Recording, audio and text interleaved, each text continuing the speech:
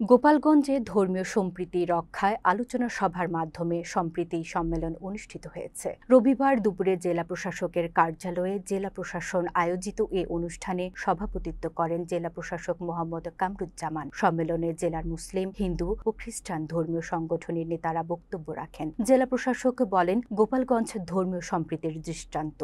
সবাই নিজ নিজ ধর্ম পালন করলেও পারস্পরিক সহনশীলতা বজায় রেখেই বসবাস করে। সামনে দুর্গাপূজা শান্তিপূর্ণভাবে সম্পন্ন করতে তিনি সকলের সহযোগিতা কামনা করেন। জেলা পুলিশের পক্ষ থেকে যা যা করণীয় আমরা অবশ্যই, আমি অত্যন্ত খুশি আমাকে এখানে ইউনুস স্যার স্মরণ করেছেন